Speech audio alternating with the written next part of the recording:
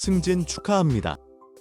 그런데 그 승진이 여러분 손에 남긴 건 5천만 원짜리 세금 함정일 수 있습니다. 정부의 세법 구조 때문에 승진 축하금이 진짜 손에 들어오기 전에 더 많이 빠져나갈 수 있습니다. 한계세율, 복지 급감 지점, 숨은 메디케어 추가세가 차곡차곡 쌓이면 더 번 사람일수록 실제 손에 남는 돈은 오히려 줄어듭니다. 10만 원 단위가 아니라 수천만 원이 보이지 않게 사라지는 경우도 있습니다. 상상해보세요. 여러분이 5천만 원 연봉 인상을 강하게 협상에 성공했다고 합시다. 새 차, 여행, 비상금 마련을 꿈꾸죠. 그런데 4월에 종합소득세 신고를 했더니 환급금은 없고 아이 돌봄 보조금 약 2,548만 1천 원이 통째로 끊깁니다. 실효세율이 10%포인트나 뛰어 오히려 예전보다 상황이 안 좋아질 수 있습니다. 이 영상에서 6분 안에 제가 이 함정을 누가 어떻게 설계했는지, 그리고 매년 1,500만 원가량 여러분의 돈을 되찾아 올 수 있는 합법적 3가지 전략을 정확히 보여드리겠습니다. 첫째, 임금 협상 때 아무도 설명하지 않는 한계세율 점프. 둘째, 더 많이 벌면 벌수록 복지 혜택을 한순간에 잃게 하는 복지 급감 지점. 셋째, 특정 소득 구간에서 발동하는 메디케어 추가세. 그리고 이 3가지를 뒤집는 3가지 실전 플레이가 있습니다. 구체적으로 보겠습니다. 싱글인 상태에서 9,5천만 원을 벌고 있다가 5천만 원이 더 들어와 1억 4,500만 원이 되었다고 합시다. 그 추가 소득 전체가 동일한 세율로 과세되는 것이 아닙니다. 증가분의 일부는 더 높은 한계세율 구간에 들어가 더 많이 세금을 냅니다. 연방소득세만으로도 증가분에서 약 1,200만 원이 바로 빠져나오고 주소득세와 사회보험세를 합하면 대략 1,800만 원가량이 세금으로 먼저 사라집니다. 그 결과 실제 인상분은 약 3,200만 원 정도로 줄어들 수 있습니다. 여러분이 눈으로 보는 액수와 실제 손에 남는 액수는 크게 다릅니다. 그런데 이건 시작에 불과합니다. 싱글 부모이고 자녀 둘을 돌보고 있다면 상황은 더 가혹합니다. 연봉 5,400만 원이던 사람이 5천만 원 인상으로 1억 4만 원이 되면 연간 약 2,548만 1천 원의 보육보조금을 통째로 잃을 수 있습니다. 급감 지점은 점진적으로 줄어드는 것이 아니라 한순간에 끊깁니다. 단순히 계산해보면 총소득이 5천만 원 증가했지만 세금이 1,800만 원 늘고 보육보조금 2,548만 1천 원이 사라지면 결국 이전보다 약 655만 원가량 더 손해를 보고 마무리됩니다. 이런 일이 현실에서 빈번하게 일어납니다. 식량 지원과 메디케이드 같은 복지도 상황은 비슷합니다. 예컨대 특정 가구는 2026년 기준으로 월 96만 8천 원가량 식품 보조를 받아 연간 약 921만 원가량을 지원받을 수 있습니다. 월 소득이 몇십만 원만 더 올라가도 지원 자격에서 바로 탈락합니다. 작은 소득 증가가 복지로부터의 완전한 탈락으로 이어지는 구조입니다. 더 복잡한 부분도 있습니다. 싱글로 2억 원을 넘기면 메디케어 추가세가 발동합니다. 추가로 0.9%가 2억 원을 초과한 소득에 붙습니다. 이것이 쌓이면 수십만 원 단위의 추가 세금이 됩니다. 부부가 별도로 신고하면 기준선은 더 낮아집니다. 이 모든 복잡함이 우연히 발생한 것은 아닙니다.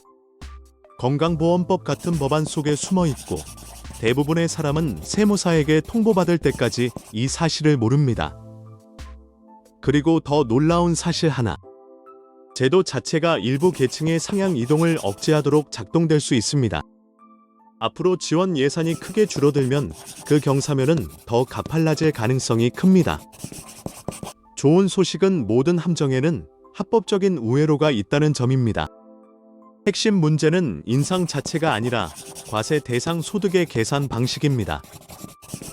총 수입과 과세 표준의 차이를 만들 줄 알면 세금 구간에 남을 수 있습니다. 예를 들어 연봉 1억 4,500만 원이라도 과세 표준을 1억 원 수준으로 낮추면 낮은 세율 구간에 머무를 수 있습니다. 사람들이 잘 모르는 용어들이 있습니다. 회사에서 보여주는 숫자는 총소득입니다. 정부가 실제로 세금을 매기는 건 과세 표준입니다. 총소득에서 합법적으로 빼줄 수 있는 항목들을 최대한 활용하면 그 차이에서 이익이 생깁니다. 예시를 하나 들어볼게요. 수연이라는 싱글 워킹맘이 연봉 1억 4,500만 원을 받는 상황에서 보육 보조금을 잃을 위기에 처해 있었습니다. 수연은 퇴직연금에 2,450만 원을 최대한 넣고 고액 공제형 건강보험 가입자가 쓸 수 있는 건강저축계좌에 440만 원을 넣었습니다. 그 결과 과세 표준이 1억 원 수준으로 떨어져 보조금 자격을 유지했고 세금 절감과 보조금 유지로 합해 수천만 원의 차익을 만들었습니다. 어떤 전략들이 있냐고요? 세 가지 레벨로 생각하면 쉽습니다. 기본 전략은 매년 500만 원에서 800만 원가량을 절약해주고 중간 전략은 1200만 원에서 1800만 원가량을 절약해주며 고급 전략은 2500만 원에서 3500만 원가량을 합법적으로 절약해줍니다. 이 모든 것은 같은 세법 안에서 가능한 일입니다. 실전 액션부터 알려드리겠습니다. 첫째 플레이, 퇴직연금 불입입니다. 퇴직연금에 납입하는 금액은 과세 표준을 원 단위로 줄여줍니다. 2,450만 원을 연간 불입하면 매년 수백만 원대의 세금 절감 효과가 생기고 10년, 20년 쌓이면 복리 효과로 엄청난 차이를 만듭니다. 한 달급여에서 자동으로 빠져나가게 설정하세요. 2,450만 원을 26번으로 나누면 급여당 약 942만 원 정도가 됩니다. 페이롤 시스템에 들어가 퇴직연금 납입액을 최대로 설정하면 즉시 세금이 줄어듭니다. 둘째 플레이, 건강저축계좌 활용입니다. 고액 공제형 건강보험을 쓰는 경우 건강저축계좌에 납입하면 세금뿐 아니라 의료비 대비도 되고 과세 표준을 더 낮출 수 있습니다. 퇴직연금과 함께 쓰면 과세 표준을 크게 깎아 복지 급감 지점을 피할 수 있습니다. 셋째 플레이, 메가 백도 로스 전환 전략입니다. 회사 퇴직연금 제도가 허용하면 사후 납입한 금액을 즉시 로스 계좌로 전환해 은퇴 시 세금 없는 인출이 가능하게 만들 수 있습니다. 연간 총 납입한 돈은 회사 매칭 포함 7,200만 원 수준까지 허용되는 경우가 있으니 플랜 규정을 반드시 확인하세요. 추가로 하나의 협상 팁입니다. 승진이나 인상합의 시 적용일을 12월이 아니라 다음 해 1월로 잡으세요. 이렇게 하면 올해 혜택을 그대로 유지하면서 과세연도 조정으로 불이익을 줄일 여지가 생깁니다.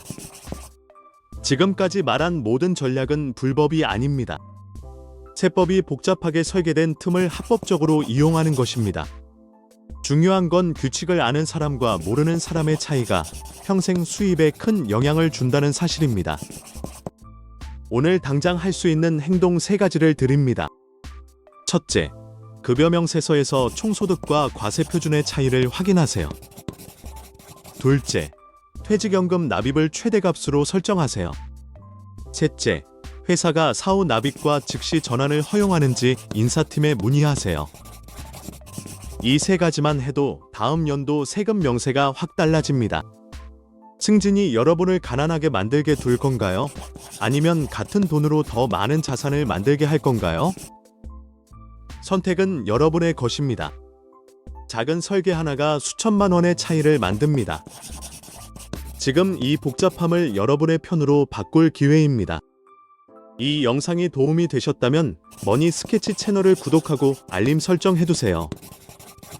좋아요 한 번만 눌러주시고 댓글로 여러분의 상황이나 궁금한 점을 남겨주세요.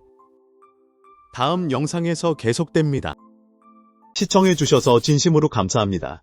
끝까지 함께해주셔서 정말 큰 힘이 됩니다. 앞으로도 유익하고 재미있는 영상으로 찾아뵐 테니 채널을 구독하시고 계속 함께해주세요. 감사합니다.